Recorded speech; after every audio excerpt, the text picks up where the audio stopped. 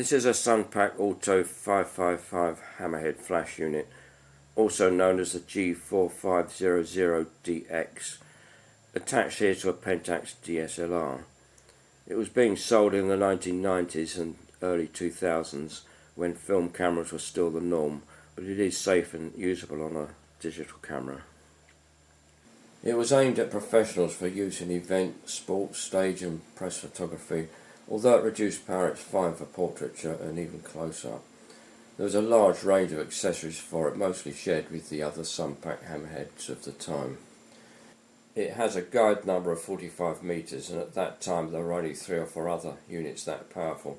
Don't be misled by some of the optimistic guide numbers quoted for modern flash units, because they're usually quoted for their telephoto mode and are significantly lower for the standard spread angle.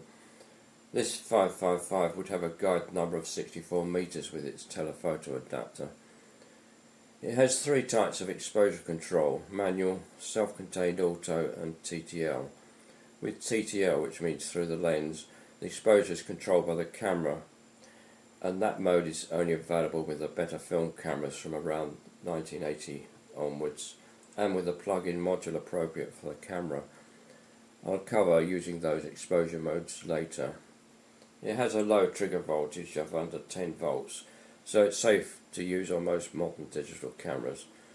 Some old film era flash units had high trigger voltages that could damage a modern camera, but by the time this 555 was designed, even film cameras contained a lot of electronics, and that was taken into account. It fixes to the camera by screwing to the tripod socket underneath the camera, but the bracket is detachable from the flash unit itself. If I remove this sync cord, you have to unscrew this thumb screw a certain amount, press the button and the thing pulls off. This is more convenient for changing batteries in the unit or changing film in the camera. It also lets you hold the flash unit up as a separate, like a torch if you want to do it that way. When you do put it on, it clicks in, but you must do up this thumb screw to ensure it doesn't drop out accidentally.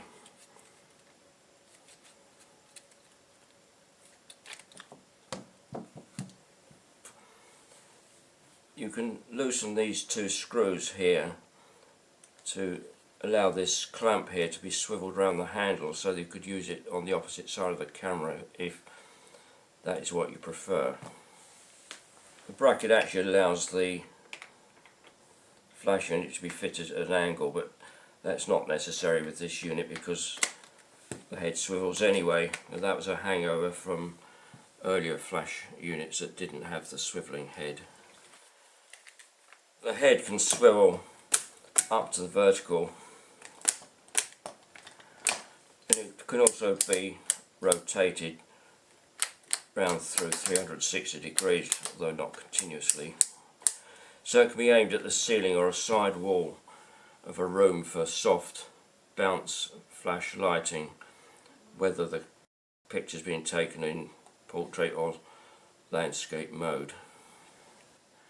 There are clip-on adapters that go on the front, which allow telephoto or wide angle spread of the light, or can hold coloured gels. I don't have any of those adapters, but they're rather flimsy, to be honest. On the back is the on-off switch, which has 3 positions: off, alternating current, high voltage and battery. The alternating current high voltage is used when you use the external adapter, which is powered by mains or a battery pack carried on a belt clip or over the shoulder, which was meant for press and event photographers who needed a lot of capacity. In battery mode it uses its own internal batteries, which I shall show later. The light here shows when it's fully charged. On the left is a switch to choose between 3 modes: manual at the top, auto at the bottom, and the centre one with the blue circle is the through the lens mode. I'll deal with the manual mode first. In manual mode, the unit fires off at full power or some fraction of it set by this slider at the bottom right. The steps are a halving each time, down to a 64th of full power. Sunpak call this fraction of power ratio. To offer 7 different manual power levels is quite a good feature. Each step is equivalent to a 1-stop change in lens aperture, and every 2 stops of the steps down is a halving of the guide number, so the guide number at a 64th power is about 5 meters, which is suitable for close-up work. To use a manual mode and get the picture exposed correctly, you need to evaluate the flash formula to find a suitable combination of power ratio, subject distance, lens aperture and sensitivity. But don't worry, you won't normally need to work it out, because on the back, among other things, is a slide rule calculator. If you set the top slider to the sensor or film sensitivity and the power ratio to a value of your choice, the scales here show recommended combinations of subject distance and lens aperture. For example, if I have a film or sensor sensitivity set to ISO 400, the power ratio set to 1/8, if the subject distance is 2 meters, the recommended aperture is f16. Or I could have any other combination of subject distance and lens aperture. Notice that the maximum value on the distance scale, if I set it to full power, is 45 meters, and perhaps surprisingly it makes no difference what I set the sensitivity value to. The 45 meters, even if you put it on the maximum sensitivity of 1600, is recommending a value of f4 for the camera aperture. But if you've got a lens which is faster than that, so f1.4 lens, you can't use these scales to evaluate it. However, you can go back to the flash formula and find that with the f1.4 lens you could actually go to over 100 meters. And if you use the telephoto adapters, it's even further, but it's a bit theoretical, because at those sort of distances the atmospheric dispersion will kill off the square law, and who takes flash photos that far away anyway. Notice that in the sensitivity windows there are smaller numbers at the top, which are actually the DIN values, which is an old method of expressing the sensitivity of film. Those DIN values can be ignored these days. If I now switch it to auto mode, you should also switch the power ratio to full, which is has the small green letter A there to make the point. In this mode the exposure is controlled by the photo cell on the front of the unit. In this mode you have a choice of lens apertures over a 7-stop range by means of moving this slider here, and the f-stop you choose is opposite this white mark on the scale. To have such a wide choice of apertures is a good feature of this unit. For example, still at ISO 400, I could choose an f-stop of f5.6 by setting the white mark against 5.6, and the main subject can be any distance as long as it falls within this green zone. It could be anything from about 2.5 meters up to 16 meters away. Notice that the maximum distance in auto mode is always 45 meters. Varying the sensitivity again only changes the recommended aperture, not the maximum distance. To get more range you need to change into the manual mode, as I've already described. Switching on again, the ready test light at the bottom is also a button to fire a test shot without actually taking a photo. So if I do that, and if the lighting is adequate, this green auto OK light will come on. I'll just do that. and you can see the green light has come on to show that it would have been an adequately lit shot.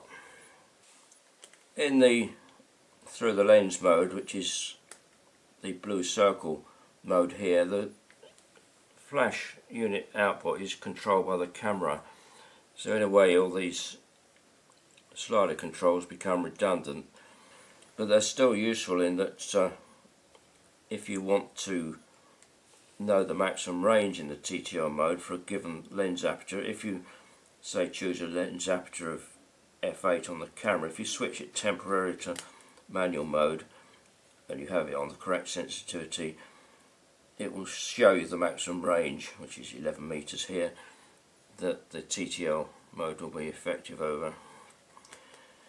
The Sunpak manual doesn't say anything about these settings when you're in TTL mode, but I suggest that you have the power ratio switch on the full value as it would be in the auto mode. The TTL mode is an automatic mode, but the terminology is such that auto tends to mean the method using the photocell on the front as I described just now. It's best to refer to this mode as the TTL or TTL auto. Generally the TTL mode is very simple to use because everything is done by the camera really, and it does allow you to take advantage of larger apertures on the camera lens than this scale allows you.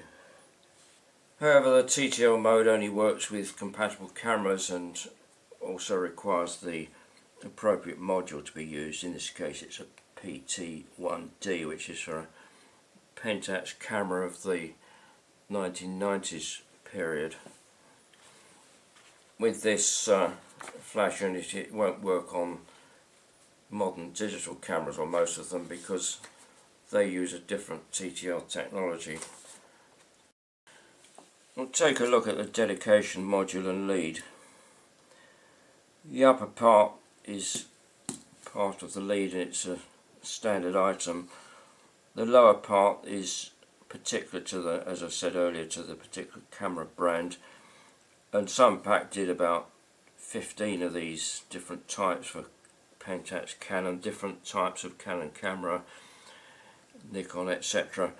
And also this, what they call the standard one, which has no dedication, it just has a simple central pin, whereas the camera dedicated ones had multiple pins to suit the camera layout.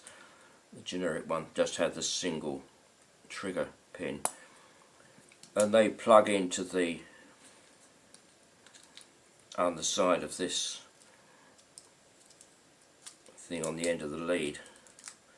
These are not really meant to be taken apart very often, they're really meant to be fit and forget. And it has a photocell on the front. At the far end of the lead is a multi-pin plug that goes into the flash unit. When this is fitted, this photocell here takes over from the one on the flash unit when it's in the auto mode.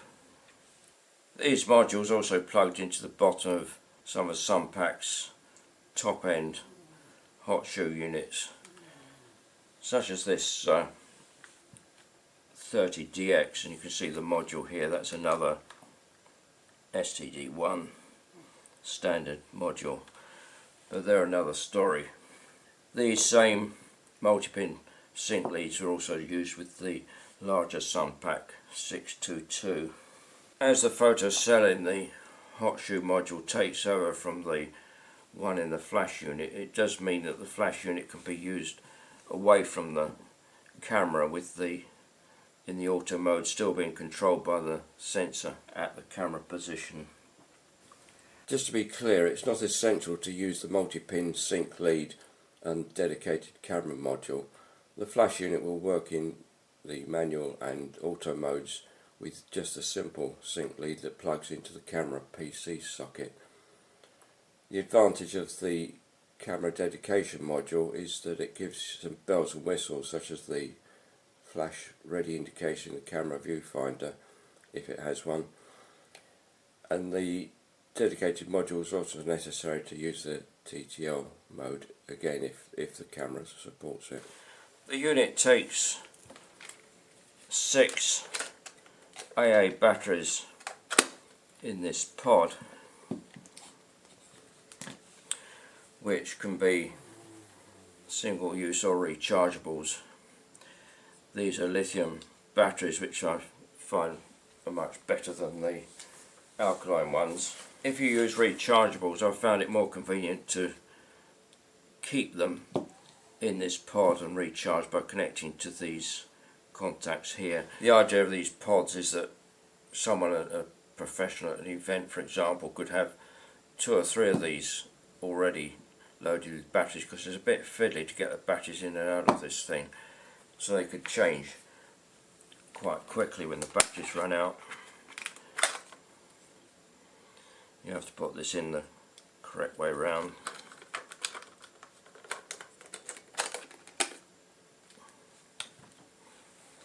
Sunpak did sell a rechargeable battery block, and there was a special charging station for it. I've never seen one sold on eBay, and it's quite likely the batteries or the pod doesn't really work anymore after 20 or more years. The 555 or 4500DX was the final development of Sunpak hammerhead flash units, along with the even larger 622.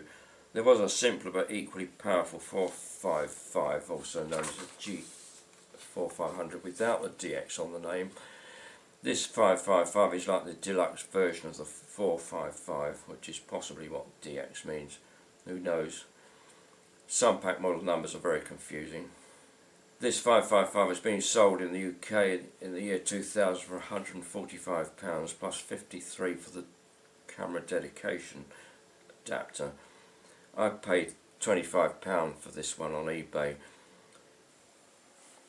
But if you buy one, make sure that it comes with a battery pod, the bracket, at least the simple sync lead, and preferably a dedicated sync lead, because without those the thing is useless and they're quite expensive to buy separately.